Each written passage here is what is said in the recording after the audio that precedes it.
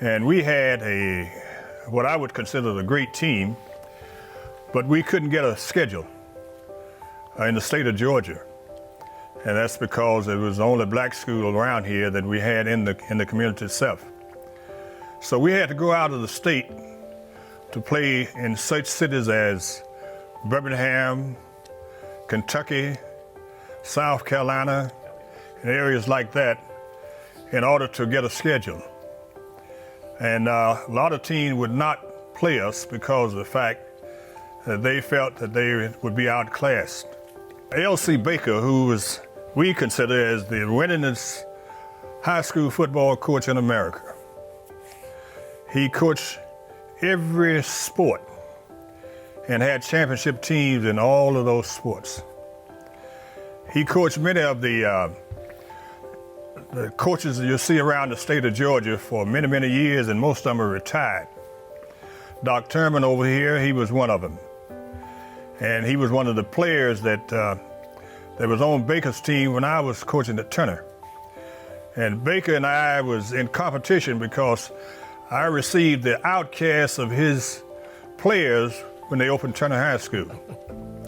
The first year that we played Washington, he didn't have any mercy on us at all.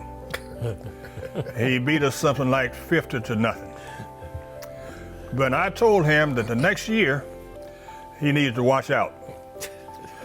And we beat Coach Baker, and I hated to do it, for 5 straight years. I'm sure you did. But Baker was an outstanding coach. He had to travel in his automobile to take us around the state and out of the state to play these games. And using his money that he earned. And he was the type of guy that I never heard him say a curse word. That's right. Never heard him say a curse word. Always was a gentleman. And when we decided to try to recognize him from the state, it took us a long time to get them to understand that the records that Coach Baker had was just as good as anybody else in the state of Georgia.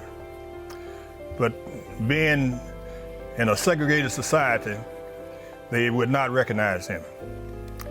But a few years ago, about 3 years ago, they finally gave him that opportunity to become a part of the Georgia High School Hall of Fame. And I was the one that presented him to this organization, and we got him into the Hall of Fame. And he died in 1999 at the age of 94 years old.